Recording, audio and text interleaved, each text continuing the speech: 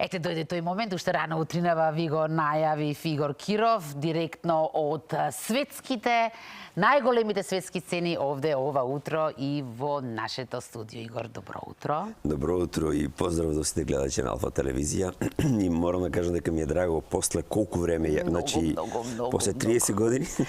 Да, со оглед на твоето реноме, јас би морала, не треба, морала ти персирам. Не. Ама многу мене природно некако толку време се знаеме, Да. така да знаат гледачите, затоа сменати. Да те прашам прво како си?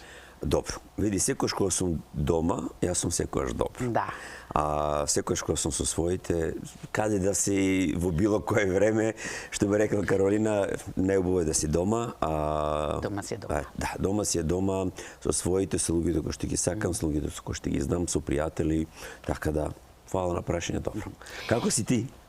Ово тоа не ме ни прашал некој одамна, ќе ми треба многу време да размислам па да ти одговорам. Подобро тоа треба се одговори благодарам добро, ама ако земам стварно да ти кажам, отиде емисијата. Игор, вака сега, ќе ми помореш малку и околу најавата и твое дефинирање, со оглед на тоа што нема некој од Македонија што не те знае. Првенствено те запознавме како танчер, балетан, многу брзо стана и кореограф. Во меѓувреме си и професор. Да. Во меѓувреме станав и директор. И директор на, и тоа ни помалку ни повеќе туку на Сплитскиот театар. Затоа, накусо речено, кој е Игор? Како да те подпишеме? Моментално Игор Киров е само кореограф. Моментално. Само кореограф, затоа што сите други титули се ствари кои што ги правам, да бидеш директор е преодна форма. Не е нешто што е вечно, а кореограф можеш да, или педагог, например, можеш да, се додека ме служи телото, мозокот, умот ја можам да. Играч веќе не можам да бидам, затоа што сум малтене 50 години и не си имаме рок на употреба. Пак играш подобро од многу други. Па добро, и на 20 години, затоа што се држам. Види, кога си кореограф на некој начин е потешко, затоа што кога си танчер ти имаш одредена доза на информација кои ги примаш. И тоа е тоа. Кога кореограф ти можеш, например, ако работиш со 20, 30, 50 луѓе, ти мораш на секој да обратиш пажње, на секој да се посветиш или евентуално, мислам, да покажеш ствари. Еднашка, два пати, три пати, некојаш и по 10 пати. Со самото покажување ти си веќе во форма, затоа што пократко, а кај мене сите мои кореографии се покажани од мене. Значи, јас до сега не сум дозволил да моја кореографија биде импровизирана или нешто can you do something, него се додека ме служи телото, додека можам, јас ќе покажам. Нормално ќе стигне граница во животот каде што нема да можам да сум подвижен, тогаш моите асистенти ќе го работат тоа што го работам ја. Откако ти ќе ги спремиш Да. и обучи. Ќе ти искористам малку за корисни совети за секој ден од нас. Ова што велиш во форма, телото те држи, постојано си активен, не мируваш. И овде, и по светот. Не знам, јас воопшто планот како го правиш, камоли се постигнуваш физички. Како постигнуваш? Штом се сака, се прави како мене вака. Па, кога си ја сакаш својата професија и кога 100% живееш за својата професија и ја работиш со љубов, а тоа го правам веќе малте не 30 години, така да ништо не е тешко, некош нормално постојат моменти кога ќе се залепат неколку продукции или неколку патувања, тогаш најде биде малку потешко, или кога иде на пример интерконтинентални патувања, временски зони, сето тоа, но сепак е тоа мислам само тоа ментално додека се прилагодиш, инаку пак ќе кажам, ништо не ми е тешко, мислам нарочито не ми е тешко во својата професија затоа што ја сакам. Живеам за мојата професија, творам со неја, така да не, уопште немам проблем со тоа.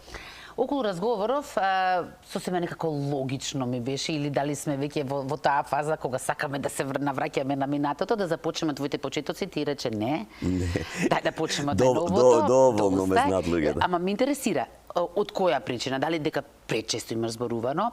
Дали може би ти самиот не сакаш да се наваќаш на твоите почетоци или пак едноставно сакаш само напред да гледаш? Вака, мислам дека македонската јавност доволно добро, да, доволно знае кој сум, што сум, кај сум тргнал.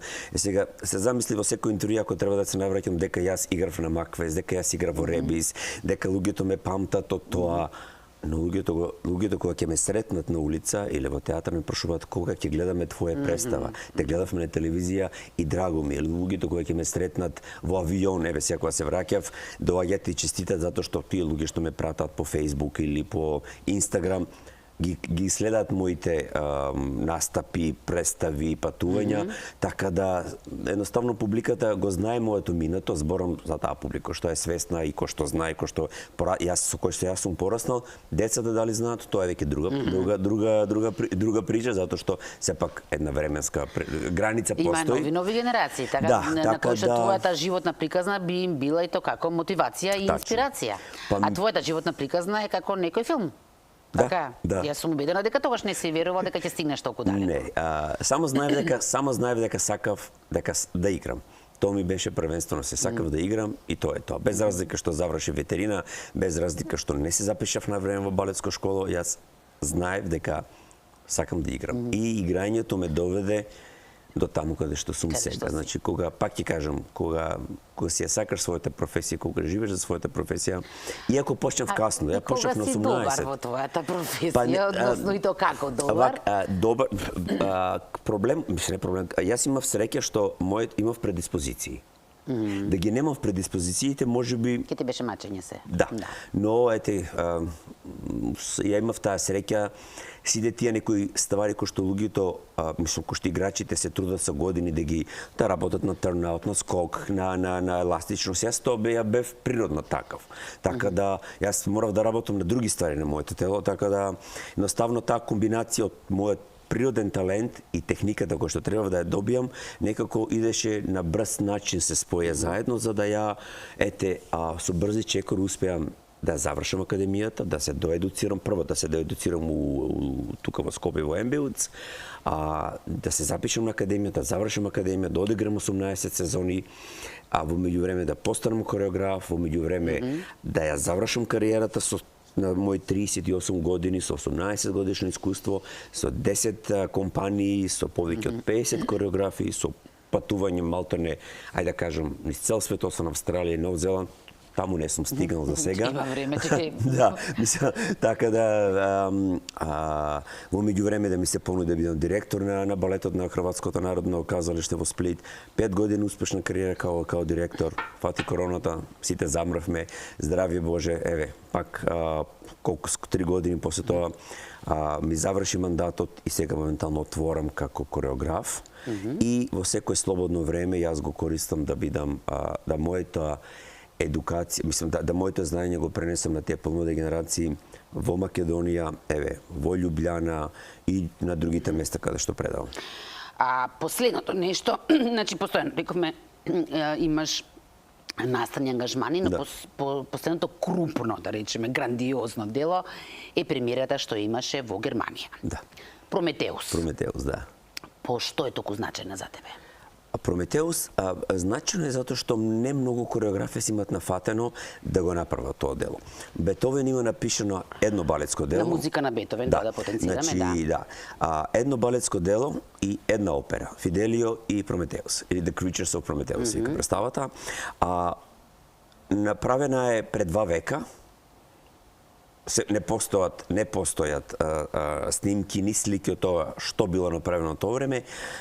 Од мое знаење, двајца кореографи, една во Германија и една кореографкиња во Прага, го имат поставено. И јас сум де факто третиот кореограф кој што од мое знаење, од мој ресерч што направив, и некако ми беше предизвик затоа што музиката на Бетовен е фантастична. Го знаеме, сите тие мелодии, ритмички, ups and downs, стопирања, градирања, ми беше предизвик самата музика, но и самото дело како Прометеус од глина го украл пламенот од Зеус, The Eternal Flame, ги направил мажот и жената, ги одвел од планина, на другата планина, каде што сите богови, музи, фауни ги научиле да пеат, играат, сакат, се борат, се заљубуваат самите во себе и доаѓа тај хепи енд.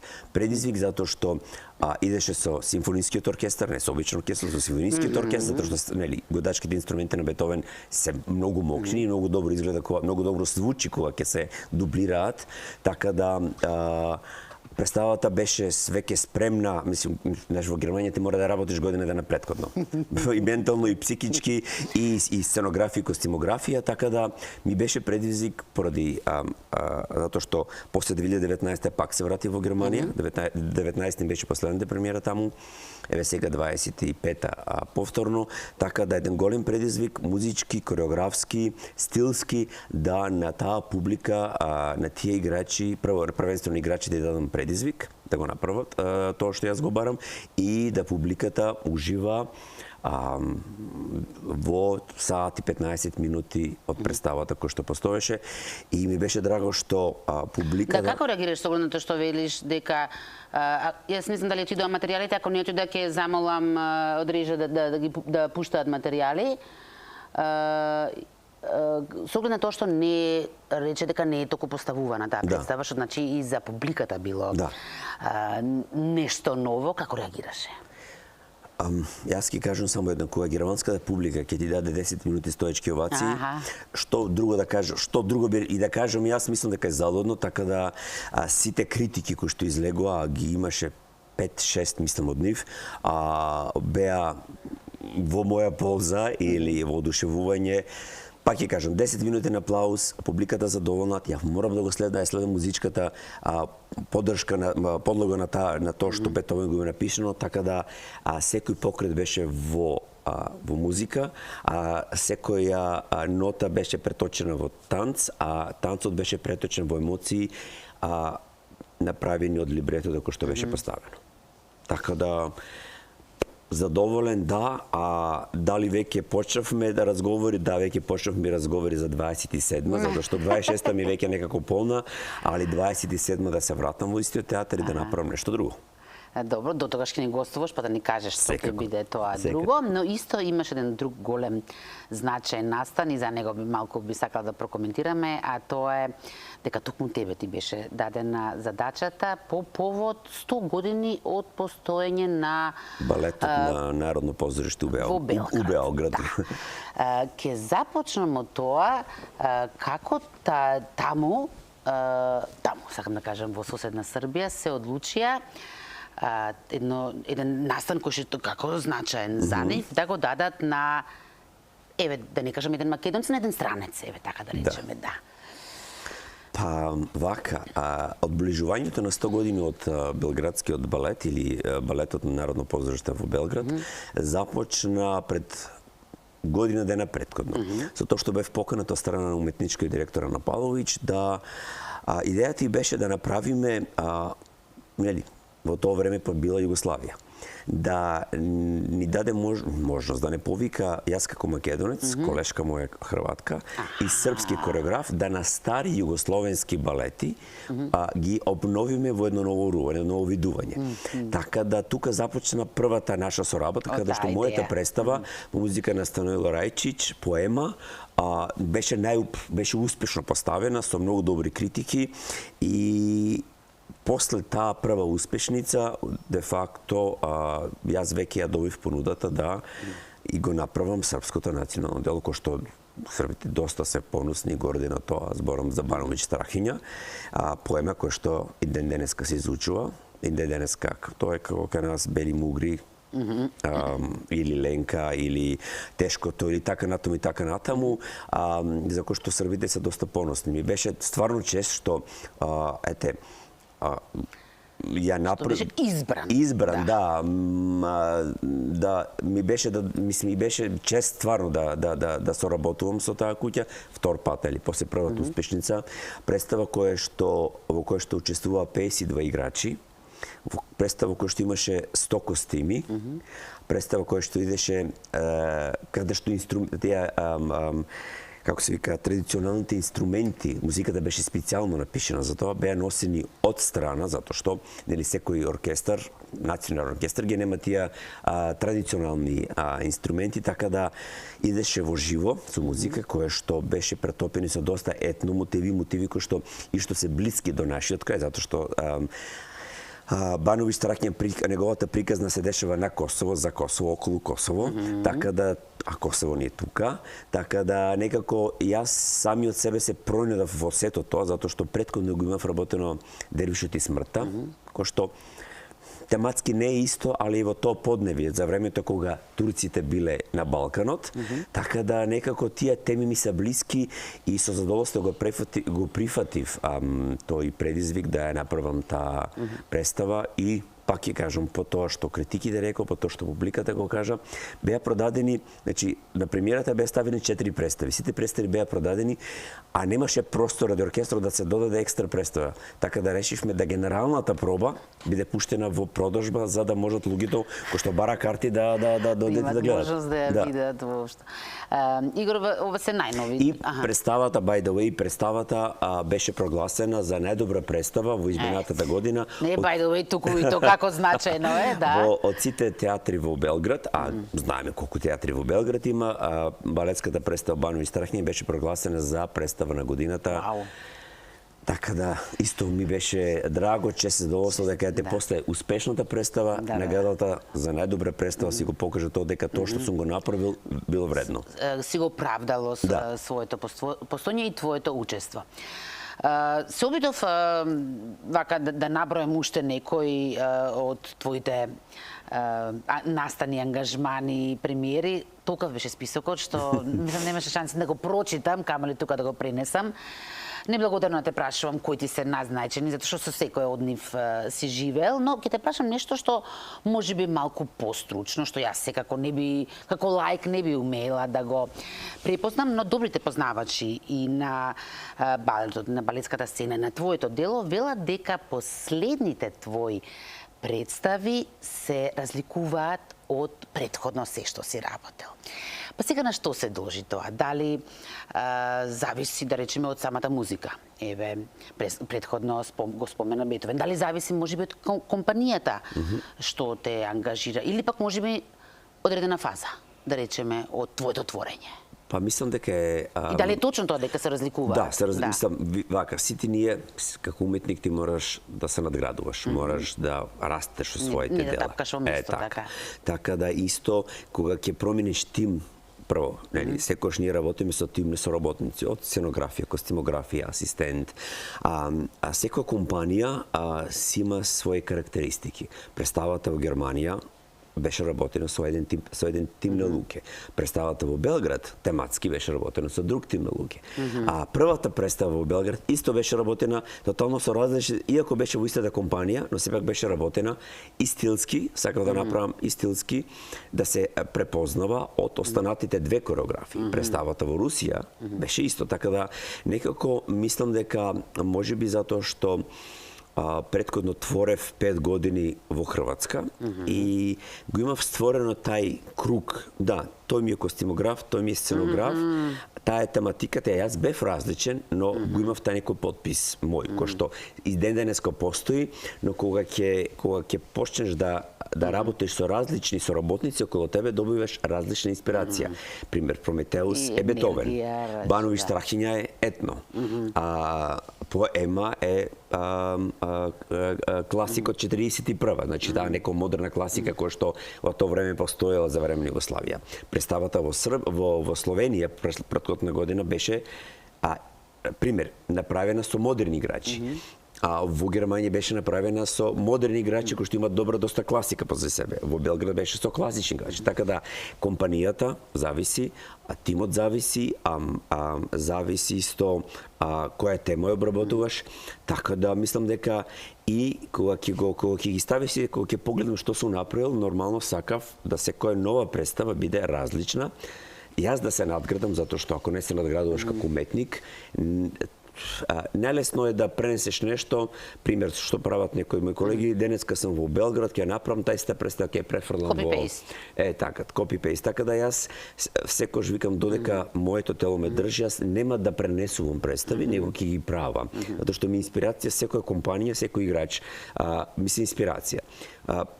Кога ќе дојде време дека нема повеќе да можам да видам толку активен физички, тогаш ќе се трудам да старите представи ги пренесувам. А до тогаш секоја нова представа, секоја нова компанија ми е нова инспирација. Го спомена подписот. Сега, повторно, со оглед на тоа што нашата емисија ја гледаат луѓе кои што можеби немаат апсолутно никаква доперна точка со балетот, па секогаш е добро малку да се educираме. Кога твојот подпис би го претолчил во зборови, каков би бил тој? Тешко оди? Тешко, да. Тешко оди, значи. Што е она што е најавтентично за тебе, како ти би сакал, критичарите да речеме те наречат, а и народот да те препознае?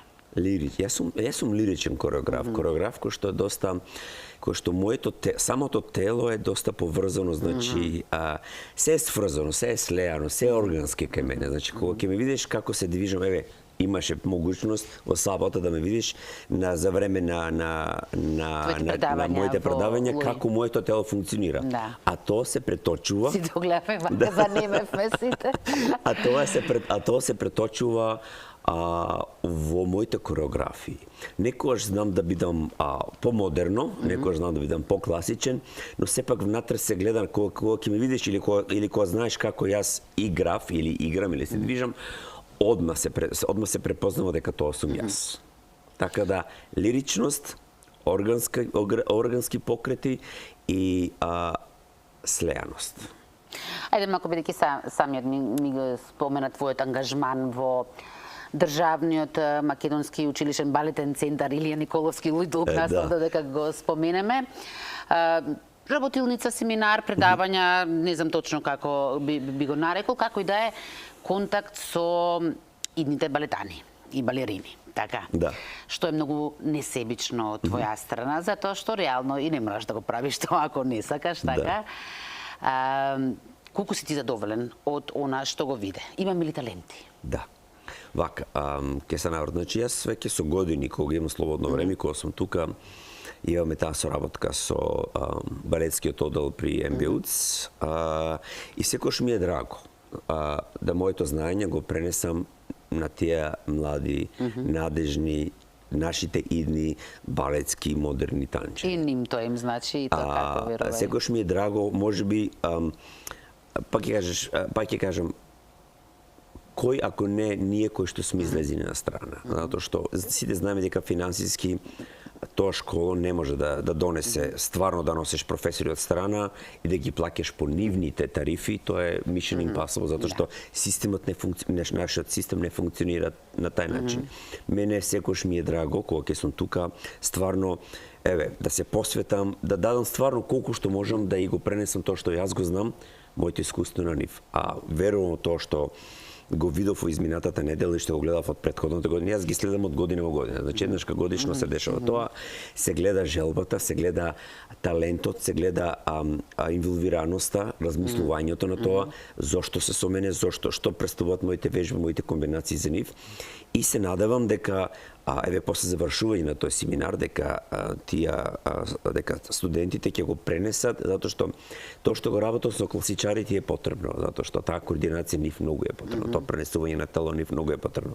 И обратно кога ќе работам со модерниот одел дека таа класична поставеност на телото, без разлика што јас не предавам класика, што ја не сум класичен играч никогаш бил, сепак е важно тоа што таа поставеност, начин на движење, како да го искористат просторот, како да го искористат самата сцена, затоа што сите од нив утре ќе излезат на сцена.